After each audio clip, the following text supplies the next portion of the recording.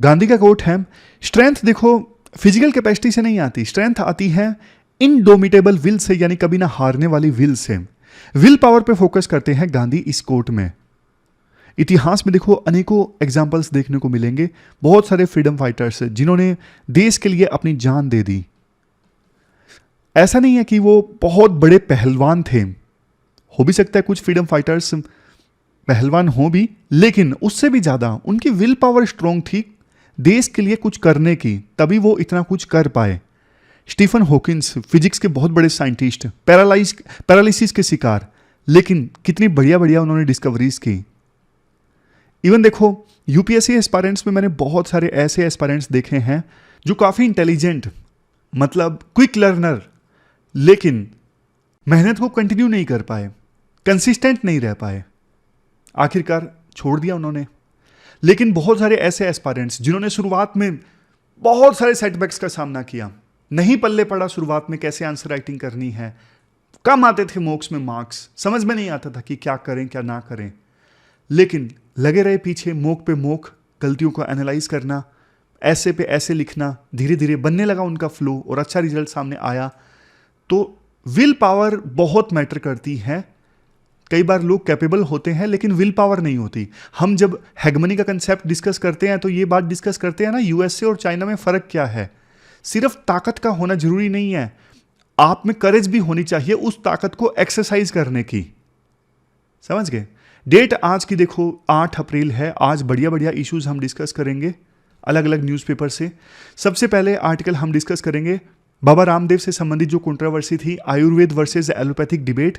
दूसरे नंबर पे बांग्लादेश में इंडिया आउट कैंपेन, 2-3 आर्टिकल्स का कॉम्बिनेशन है। और तीसरे नंबर पे इंडियन एक्सप्रेस का आर्टिकल है ट्रॉफी हंटिंग से संबंधित। चलिए डिस्कशन स्टार्ट करते हैं।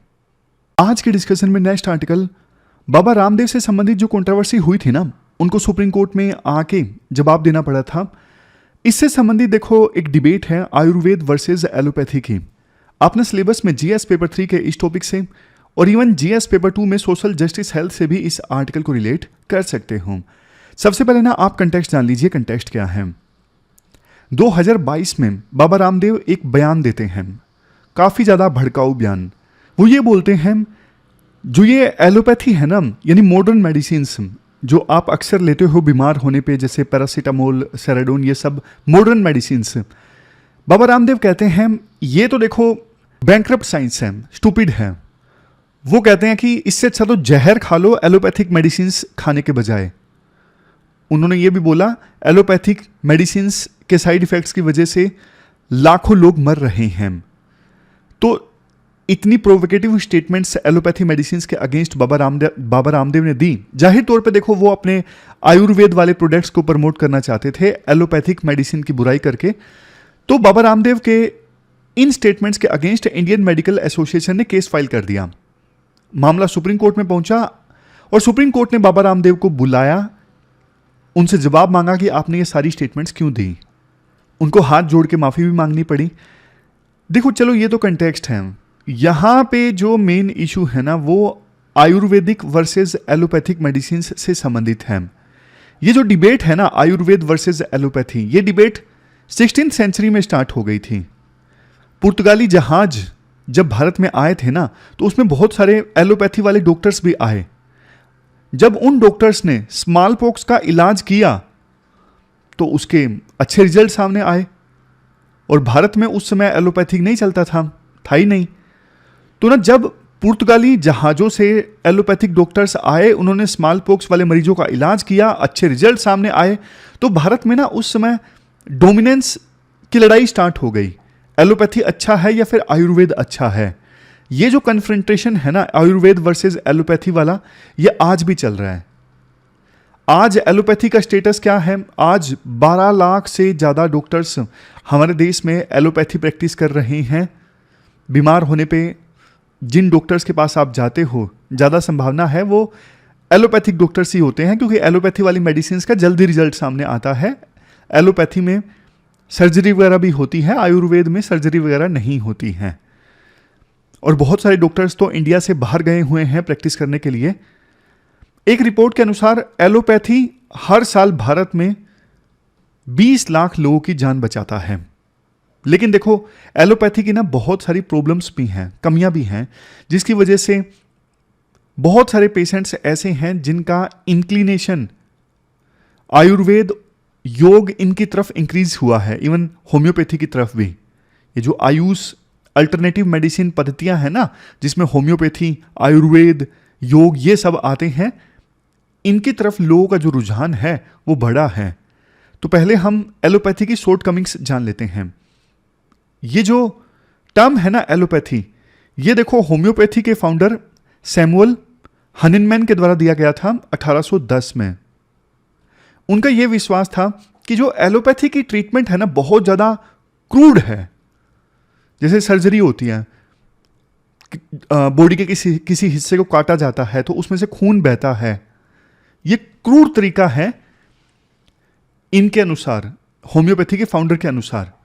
इवन यूएस के एक्स प्रेसिडेंट जॉर्ज वाशिंगटन की इसी क्रूड तरीके की वजह से जान चली गई थी, खून काफी ज्यादा निकल गया था। वैसे देखो एलोपैथी में बहुत एडवांसमेंट आई है, बहुत इंप्रूवमेंट आई है, लेकिन अभी भी बहुत सारे साइड इफेक्ट्स हैं एलोपैथी मेडिसिन में, और बहुत सारे डिजीज का अभी भी इलाज संभव नहीं है एलोपैथिक मेडिसिन की सहायता से। नेक्स्ट पॉइंट देखो, जो एलोपैथिक मेडिसिन है ना एक्सपेंसिव हैं, इलाज का तरीका मतलब महंगा है, और देश में एक बड़ा वर्ग ऐसे हैं जो 2 वक्त की रोटी का जुगाड़ भी मुश्किल से कर पाता है।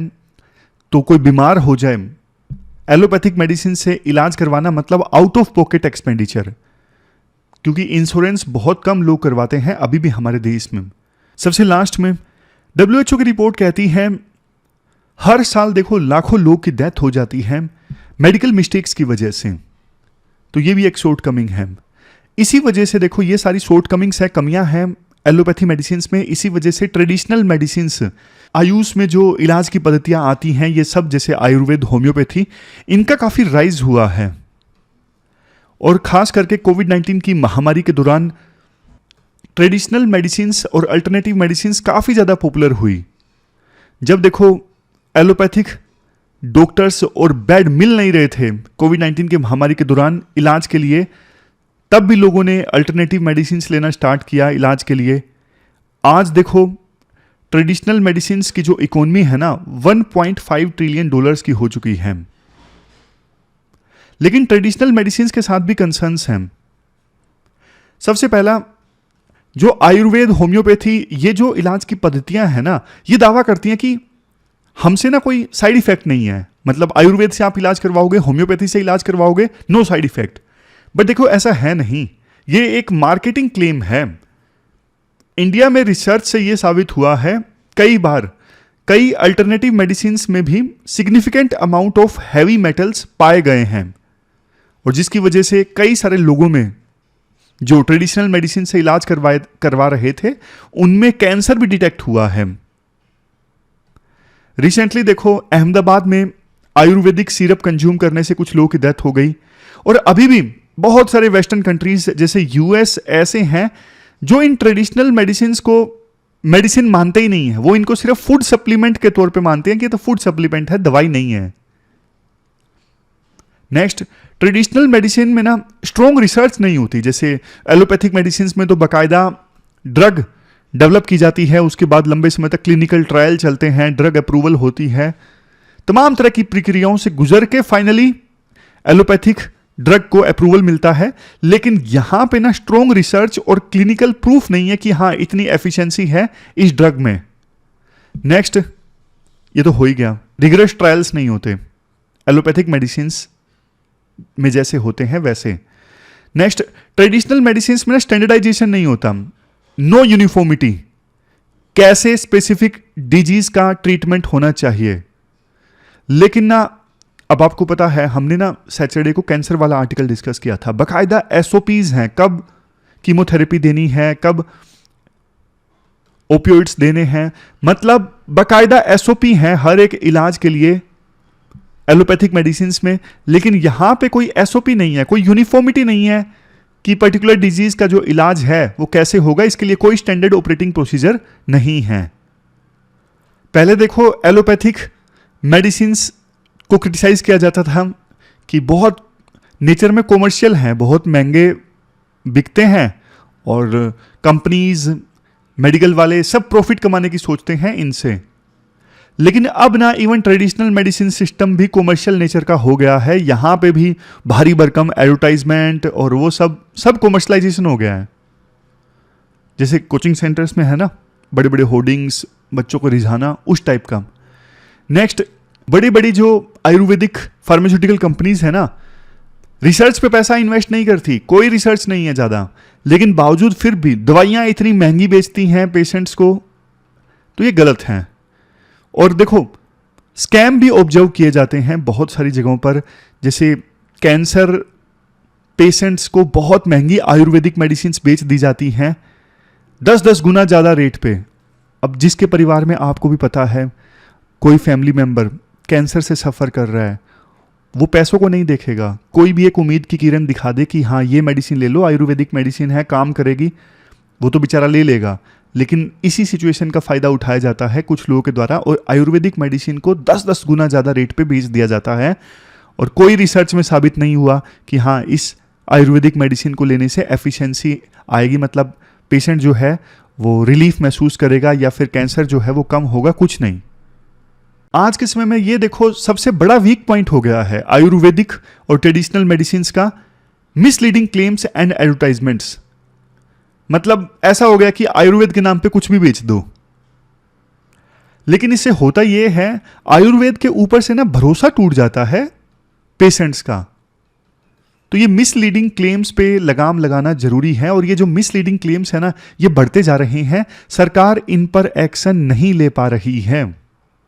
सरकार एक्शन नहीं ले पा रही है, इस वजह से डेटरेंस नहीं है, डर नहीं है। अब बाबा रामदेव को लताड़ लगाई है तो हो सकता है सरकार जागे। अदरवाइज देखो, सरकार के एक्शंस पे ही सब डिपेंड करता है। सरकार अगर ढीली है तो ये मिसलीडिंग क्लेम्स बढ़ते जाएंगे। अगर सरकार टाइट है तो लोगों की हिम्मत ना हो मिसलीडिंग क्लेम करने की। एक और एग्जांपल दिया जाता है राइटर्स के द्वारा।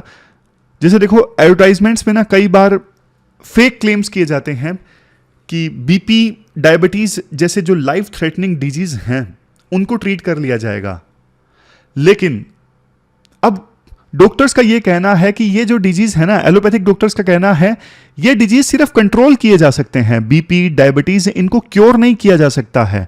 लेकिन कई लोग ये बोलते हैं कि आयुर्वेदिक मेडिसिन की सहायता से हम इनका इलाज कर देंगे, क्योर कर देंगे, जबकि सिर्फ ये कंट्रोल किए जा सकते हैं। वैसे देखो, कानून है, मिसलीडिंग क्लेम करना किसी ड्रग के बारे में ये एक क्रिमिनल ऑफेंस है। कौन से एक्ट के अंदर? Drugs and magic remedies objectionable advertisements act 1954 और ड्रग्स एंड कॉस्मेटिक्स एक्ट 1945 के अंतर्गत। लेकिन बात वही है, गवर्नमेंट ने स्ट्रॉन्ग एक्शन नहीं लिया, जिसकी वजह से फॉल्स एडवर्टाइजमेंट के जो केसेस हैं ना बढ़ते जा रहे हैं। आयुष मिनिस्ट्री का डेटा भी है, 2018 में 411 फॉल्स केसेस सामने आए, एक्शन नहीं लिया। 2022 में फॉल्स एडवर्टाइजमेंट केसेस बढ़ के 25,657 हो गए। वे फॉरवर्ड में क्या कहा जाता है, गवर्नमेंट को ना मिसलीडिंग क्लेम्स को स्ट्रांगली हैंडल करना चाहिए। आयुष मिनिस्ट्री को क्लिनिकल ट्रायल्स कंडक्ट करने चाहिए और इसके बाद यूनिफॉर्मिटी लानी चाहिए आयुर्वेदिक ट्रीटमेंट में भी, कि आप डायबिटीज का इलाज कैसे करोगे, दूसरी बीमारियों का इलाज कैसे करोगे, एसओपी हो और डॉक्टर्स फिर उन एसओपी को फॉलो करें। देखो, बैलेंस्ड कंक्लूजन यही है कि ट्रेडिशनल मेडिसिन और एलोपैथी दोनों एक दूसरे को कॉम्प्लीमेंट करने चाहिए, ना कि अपोज करने के। तभी इंडिया हेल्दी बन सकता है। तो ये पूरा आर्टिकल हमने डिस्कस किया, चलते हैं आगे। इसके बाद नेक्स्ट आर्टिकल बांग्लादेश में भी इंडिया आउट कैंपेन से संबंधित है। आप देखो, सिलेबस में India and neighbourhood relations topic से इस आर्टिकल को रिलेट कर सकते हो। बांग्लादेश में भी देखो ये कैंपेन चलने लगा, इंडिया आउट, मतलब इंडिया का जो सामान था वो कुछ दुकानदारों ने सांकेतिक रूप से जलाया और लोगों से आह्वान किया गया अपोजिशन पार्टीज के द्वारा कि वो इंडिया का सामान ना खरीदें। इसके बाद बांग्लादेश की प्रधानमंत्री शेख हसीना ने, अपोजिशन लीडर्स ने कहा, सबसे पहले आपकी जो वाइफ्स इंडियन साड़ीज पहनती हैं ना, आप उन्हें जलाइए। देखो, पूरे मामले को हम जानते हैं। साउथ एशिया में ना बात सिर्फ बांग्लादेश की नहीं है, बांग्लादेश में तो ये इंडिया आउट कैंपेन अभी चला है। मालदीव में भी चला। मालदीव के जो अभी राष्ट्रपति हैं इब्राहिम सोली, इन्होंने ये कैंपेन मालदीव में 2018 में चलाया था, इंडिया आउट। और जैसे ही वो सत्ता में आए, उन्होंने तो बोल भी दिया भारत को कि 15 मार्च से पहले आप अपने मिलिट्री पर्सनल को यहाँ से लेकर जाइए। और नेपाल में भी ये इश्यू समय समय पर आता रहता है। क्वेश्चन उठता है आखिरकार क्यों? देखो, आप ना साइकोलॉजी समझिए। ह्यूमन बींग्स में भी ऐसा होता है और देशों के मामले में भी ऐसा होता है। आपके आस पड़ोस में जो सबसे ज्यादा पावरफुल होगा ना, आपका पड़ोसी हो, उससे ने थोड़ा सा आप इनसिक्योर फील करोगे। आप मानो या ना मानो, ये चीज होती है ह्यूमन साइकोलॉजी में। उसी प्रकार से देशों के मामले में देखिए, पूरे साउथ एशिया में इंडिया सबसे बड़ा पॉपुलेशन वाला देश, ज्योग्राफी के मामले में सबसे बड़ा, इकोनॉमी के मामले में सबसे बड़ा, रुतबे के मामले में सबसे बड़ा, कल्चर भी हमारे पड़ोसी देशों से हमारा मिलता जुलता है। तो हमारे पड़ोसी देश ना थोड़ा सा इनसिक्योर फील करते हैं कि इंडिया हमें खा ना जाए। खाने का मतलब लिटरली खाने से नहीं है, जैसे कल्चरली हमारी आइडेंटिटी को छीन ना ले हमसे। और इसी वजह से होता क्या है, कुछ पार्टीज हमारे पड़ोसी देशों में, जैसे नेपाल में भी, इवन श्रीलंका में भी, और बांग्लादेश में भी, मालदीव में भी, इंडिया के खिलाफ नफरत फैलाती हैं और उन सेंटिमेंट्स का फिर यूज करती हैं वोट हासिल करने के लिए। जनता को ना डर दिखाया जाता है कि देखो इंडिया का इंटरफेरेंस बढ़ रहा है, इंडिया हमारी सोवरेनिटी का वायलेशन कर रहा है, इससे हमें खतरा है। तो इंडिया के खिलाफ नफरत फैला के लोगों में जो सेंटिमेंट्स जागृत होते हैं ना, उनका इस्तेमाल किया जाता है वोट हासिल करने के लिए। जैसे देखो एग्जाम्पल के तौर पर, कुछ इंडिया में भी आपने देखा होगा कि पाकिस्तान के खिलाफ नफरत फैला के वोट हासिल करने की कोशिश की जाती है। अभी पाकिस्तान के खिलाफ नफरत फैला के ऐसा होता है, जब कोल्ड वॉर चल रहा था तो यूएसए के खिलाफ नफरत फैला के वोट हासिल करने की कोशिश की जाती थी।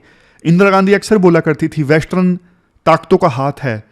जेपी नारायण और दूसरे लीडर्स पे इंदिरा गांधी ना ये बोल दिया करती थी कि वेस्टर्न ताकतों का साथ ले रहे हैं ये लीडर्स, फॉरेन पावर्स इंडिया को इनस्टेबल करना चाहती हैं, अक्सर ऐसा बोला करती थी इंदिरा गांधी। चलो, ये तो मैंने आपको पूरा फेनोमेनन समझा दिया। अब पर्टिकुलरली इस इशू पे आते हैं।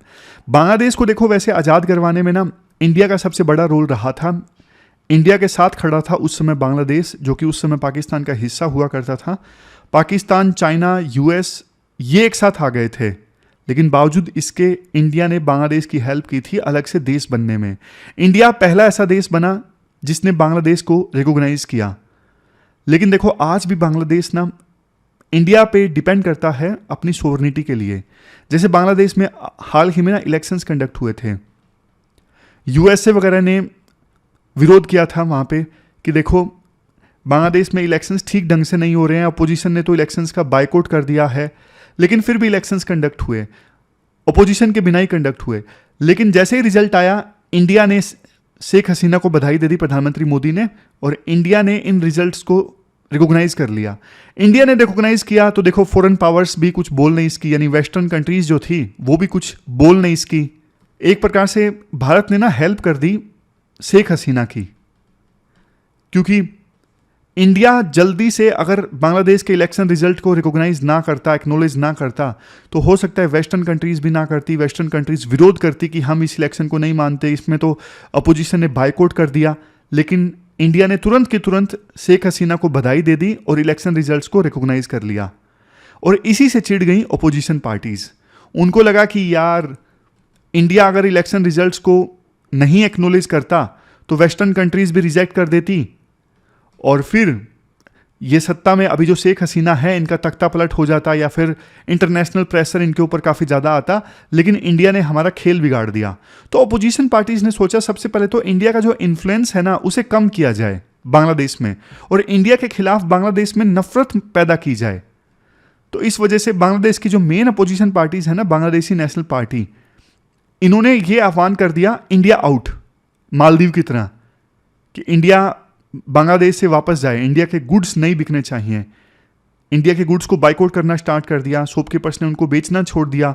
जैसे इंडिया में भी समय समय पे ऐसा कैंपेन चलता है, made in India campaign, China का प्रोडक्ट नहीं है, इंडिया का प्रोडक्ट है। चाइना के खिलाफ हमारे देश में नफरत देखने को मिलती है ना, तो वैसे ही नफरत बांग्लादेश में इंडिया के खिलाफ फैलाने की कोशिश की गई। लेकिन बांग्लादेश की प्रधानमंत्री शेख हसीना ने इस कैंपेन को काउंटर किया और अपोजिशन लीडर्स को बोला, पहले तो अपनी पत्नियों की साड़ियां जो है वो पब्लिकली आप जलाइए। अगर फैक्टर्स की बात करें, इंडिया आउट कैंपेन के पीछे क्या फैक्टर्स हैं? सबसे पहले अपोजिशन पार्टीज इंडिया के खिलाफ नेगेटिव सेंटिमेंट्स क्रिएट करना चाहती हैं सत्ता वापस हासिल करने के लिए, जैसा मालदीव में हुआ। मालदीव में इंडिया आउट कैंपेन का पॉजिटिव रिजल्ट निकला, जिन्होंने ये कैंपेन चलाया था उनको सत्ता मिल गई। तो यही रिजल्ट बांग्लादेश के अपोजिशन के लीडर्स यहां पर दोहराना चाहते हैं। मेन अपोजिशन पार्टी कौन सी? Bangladeshi National Party. इस पार्टी ने तो देखो ऐतिहासिक रूप से इंडिया का विरोधी किया है। जब से ये पार्टी बनाई गई है ना, मिलिट्री डिक्टेटर जियाउर रहमान के द्वारा 1975 में, तब से ये पार्टी इंडिया का विरोधी करते आई है। और वैसे देखो हमारे देश में अब सिटीजनशिप अमेंडमेंट एक्ट लागू हो चुका है, तो बांग्लादेशी नेशनल्स जो बांग्लादेश छोड़ के भारत में आए, उनको लेके नफरत है इंडिया में, खास करके असम में। तो फिर देखो बांग्लादेश के लोगों को बुरा लगता है कि देखो हमारे देश के लोगों के साथ में कैसे ट्रीटमेंट होता है जब वो इंडिया में जाते हैं। इकोनॉमिक फैक्टर्स, अभी ना इंडिया और बांग्लादेश के बीच अच्छा खासा ट्रेड होता है, लेकिन बांग्लादेश की साइड से ना ट्रेड डेफिसिट है। इंडिया ज़्यादा वैल्यू का माल बांग्लादेश को एक्सपोर्ट करता है, बदले में इंपोर्ट कम वैल्यू का माल करता है। और कुछ लोग ऐसा बोल रहे हैं कि बांग्लादेश में इंडिया आउट कैंपेन का एक रीज़न चाइना की कंस्पिरेसी है। चाइना बांग्लादेश में इंडिया का इन्फ्लुएंस कम करना चाहता है और अपना इन्फ्लुएंस इंक्रीज करना चाहता है, तो चाइना भड़का रहा है, चाइना प्रोपगेट कर रहा है ये इंडिया आउट कैंपेन बांग्लादेश में।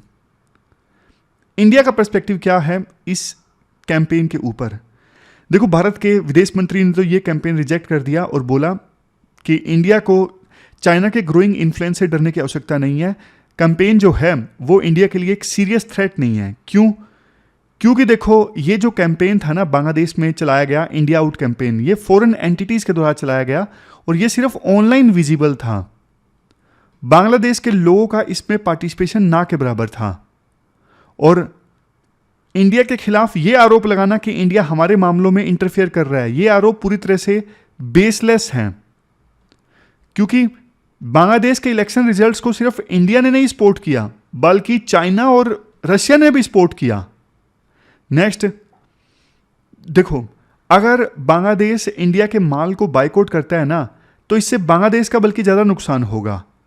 जैसे देखो टेक्सटाइल सेक्टर है जो बांग्लादेश की जीडीपी में 9% कंट्रीब्यूट करता है, 70% बांग्लादेशी वुमन को रोजगार देता है।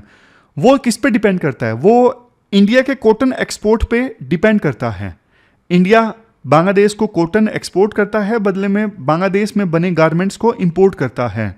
तो इंडिया की कॉटन को बाइकआउट किया गया तो बांग्लादेश के टेक्सटाइल सेक्टर पे नेगेटिव इंपैक्ट पड़ेगा। नेक्स्ट पॉइंट, बांग्लादेश देखो 2006 में लीस्ट डेवलप कंट्रीज के लिस्ट में बाहर आ जाएगा। अब कोई भी देश लीस्ट डेवलप कंट्रीज की लिस्ट में होता है ना, तो उसे बहुत सारे टैरिफ कंसेशन मिलते हैं, दूसरे देशों में माल भेजने पर कम टैरिफ लगता है। लेकिन देखो जब 2026 में बांग्लादेश लीस्ट डेवलप कंट्रीज की लिस्ट में बाहर आ जाएगा, तो मतलब पहले उसको बहुत सारे कंसेशन मिलते थे एक्सपोर्ट में, वो कंसेशन नहीं मिलेंगे। तो उस समय इंडिया की बहुत आवश्यकता पड़ेगी बांग्लादेश को। नेक्स्ट, इंडिया का जो एक्सपोर्ट है ना बांग्लादेश में एसेंशियल गुड्स का, अगर वो देखो रुक गया, मतलब जरूरी सामान का एक्सपोर्ट बांग्लादेश में रुक गया, तो बांग्लादेश में इन्फ्लेशन 35% तक आ सकती है। और इंडिया देखो बांग्लादेश को 1160 मेगावाट की इलेक्ट्रिसिटी भी देता है, जिससे बांग्लादेश में एनर्जी सिक्योरिटी आती है। इंपॉर्टेंस क्या है इंडिया बांग्लादेश रिलेशंस में? देखो इंडिया इस कैंपेन को इग्नोर तो नहीं कर सकता, क्योंकि बांग्लादेश इंडिया की सिक्योरिटी के लिए बहुत इंपॉर्टेंट है। और आपको पता है चिकन नेक कॉरिडोर, ये जो कॉरिडोर है ना, ये इंडिया की सिक्योरिटी के लिए खतरा है। नॉर्थ ईस्ट को एक्सेस करने के लिए ये 22 किलोमीटर चौड़ी सड़क है, तो इस वजह से डायरेक्टली बांग्लादेश होके नॉर्थ ईस्ट में हम जाते हैं ना, तो ये छोटा भी पड़ता है और एक अल्टरनेटिव रूट भी है। मणिपुर में अभी जैसे अनरेस्ट चल रहा है, तो कुकी मिलिटेंट्स को कर्ब करने के लिए भी बांग्लादेश की हमें आवश्यकता है। मतलब नॉर्थ ईस्ट में इंसर्जेंसी पे कंट्रोल करने के लिए हमें बांग्लादेश की आवश्यकता होती है। यूएस की एक रिपोर्ट कहती है साउथ एशियन कंट्रीज को ना इंडिया की प्रेजेंस से फायदा होता है। जब इंडिया की प्रेजेंस होती है ना तो साउथ एशियन कंट्रीज इंडिया के खिलाफ चाइना कार्ड प्ले करती हैं, चाइना के खिलाफ इंडिया कार्ड प्ले करती हैं और दोनों से फायदा लेती हैं। जैसे देखो श्रीलंका में हुआ, श्रीलंका में इकोनॉमिक क्राइसिस आए, जब देखो इंडिया ने ज़्यादा हेल्प की ना श्रीलंका की, वो इसलिए की क्योंकि श्रीलंका में क्राइसिस चाइना की वजह से आए। समझ गए? तो दोनों से फायदा उठाना चाहते हैं south Asian countries. Way forward में कहा जाता है कि इंडिया को ना बांग्लादेश के साथ प्रोएक्टिव डिप्लोमेसी में एंगेज होना चाहिए ताकि अपोजिशन पार्टीज या पब्लिक के द्वारा जो भी कंसर्न्स रेज किए गए हैं उनको एड्रेस किया जा सके। एफर्ट्स इंडिया को लगाने चाहिए ताकि ट्रेड रिलेशंस को बैलेंस किया जा सके। अभी ट्रेड डेफिसिट है बांग्लादेश की साइड से, तो जो भी बांग्लादेश के कंसर्न्स हैं ट्रेड डेफिसिट को एड्रेस करने के लिए उनको इंडिया सुने। तीस्ता रिवर डिस्प्यूट, तीस्ता के पानी के बंटवारे को लेकर जो डिस्प्यूट है उसको सोल्व करने की दिशा में इंडिया आगे बढ़े ताकि गुडविल पैदा हो। इंडिया को देखो बांग्लादेश की डेवलपमेंट को सपोर्ट करते रहना चाहिए और इंडिया को बांग्लादेश की सोवरेनिटी की रिस्पेक्ट भी करनी चाहिए। तो ये पूरा आर्टिकल हमने डिस्कस किया, चलते हैं आगे। इसके बाद देखो इंडियन एक्सप्रेस का ये आर्टिकल है ट्रॉफी हंटिंग से संबंधित। कंटेक्स्ट देखो ये है, बोत्सवाना अफ्रीका का एक देश, इन्होंने ना धमकी दी है कि हम जर्मनी में 20,000 एलिफेंट्स भेज देंगे। ये धमकी क्यों दी? देखो पूरा कंटेक्स्ट आप जानिए। बोत्सवाना देश में ना एलिफेंट्स की संख्या बहुत ज़्यादा बढ़ गई है, बहुत ही ज़्यादा बढ़ गई है। वो देखो इसलिए क्योंकि ना बोत्सवाना रिलेटिवली स्टेबल कंट्री था और आसपास के देशों में ना कन्फ्लिक्ट काफ़ी ज़्यादा था, इंसर्जेंसी थी और इंसर्जेंसी में एलिफेंट्स को मारा जा रहा था। और एलिफेंट्स आपको पता है बहुत इंटेलिजेंट एनिमल होता है।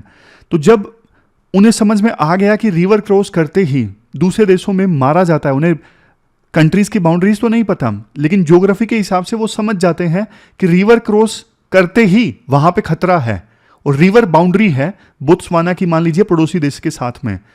तो इस वजह से ना बोत्सवाना में उन्हें स्टेबिलिटी मिली, इसलिए पिछले कुछ सालों में एलिफेंट्स की संख्या बहुत ज़्यादा हो गई है बोत्सवाना में। बहुत ज़्यादा जब मैं बोल रहा हूँ ना, मिड 90s आते आते बोत्सवाना में एलिफेंट्स की संख्या 80,000 थी। अब बोत्सवाना के लोग ना बहुत ज़्यादा परेशान हैं एलिफेंट्स की वजह से। वो कहते हैं कि हमारी फसल बर्बाद कर देते हैं, कैटल को नुकसान पहुंचाते हैं, इंफ्रास्ट्रक्चर को नुकसान पहुंचाते हैं, हमें डर लगता है, दुकानें बंद करनी पड़ती हैं जल्दी कहीं एलिफेंट्स ना आ जाएं। मतलब बहुत ज़्यादा परेशान हैं बोत्सवाना के लोग। और इस वजह से बोत्सवाना की सरकार ने ना कुछ एलिफेंट्स तो दे दिए अपने पड़ोसी देशों को कि भाई तुम ले जाओ यार। ये देखो 500 एलिफेंट्स मोजाम्बिक को डोनेट कर दिए, 8,000 एलिफेंट्स अंगोला को डोनेट कर दिए 2022 में। फिर भी देखो संख्या कम नहीं हुई, आज भी बोत्सवाना में 1 लाख से ज़्यादा एलिफेंट्स हैं। फिर ना एक स्टेप उठाया गया बोत्सवाना के द्वारा 2019 में, ट्रॉफी हंटिंग पे जो बैन लगा था ना वो हटा दिया। आप पूछोगे सर ये ट्रॉफी हंटिंग क्या होती है? ट्रॉफी हंटिंग में ना सरकार परमिट दे देती है शिकार करने का। बहुत से लोग आपको पता है शिकारी हैं, पैसे बहुत हैं, शिकार करने का उनको शौक है, लेकिन अब विभिन्न देशों में बैन लगा है शिकार पे तो वो शिकार नहीं कर पाते। लेकिन कुछ देश ना रेगुलेटेड परमिट दे देते हैं कि आप 3 एलिफेंट्स को मार सकते हो, शिकार उनका कर सकते हो। तो इसके लिए उन्हें फिर कीमत चुकानी पड़ती है परमिट लेने के लिए, बोली लगती है परमिट की। सरकार को क्या फायदा है? अब देखो आपको पता है बोत्सवाना में एलिफेंट्स की संख्या इतनी ज़्यादा बढ़ गई है, लोग परेशान हैं, उनकी इकोनॉमी को नुकसान पहुंच रहा है, तो वो परमिट देंगे कि आप शिकार कर सकते हो एलिफेंट्स का, लेकिन लिमिटेड परमिट। ऐसा नहीं कि अंधाधुंध शिकार अपनी मर्जी से कितने भी मारो। फॉर एग्जाम्पल 500 एलिफेंट्स का शिकार करने के लिए परमिट दे दिया। अब इससे ना शिकारी उनको पैसा देंगे परमिट का, और इससे बोत्सवाना की सरकार जो है ना वो राहत दे सकेगी लोगों को जिनकी फसलें खराब होती हैं। समझ गए? अलग अलग पर्पज होते हैं ट्रॉफी हंटिंग के। कई बार ट्रॉफी हंटिंग से जो पैसा मिलता है वो उसी एनिमल की कंजर्वेशन में लगाया जाता है। जैसे आपको एक और एग्जांपल देता हूं, जैसे इंडिया में मान लीजिए टाइगर रिजर्व है। अब टाइगर रिजर्व में ना एक टाइगर बहुत ज्यादा बूढ़ा हो गया, वो रिजर्व से बाहर आके गांव वालों को नुकसान पहुंचा रहा है।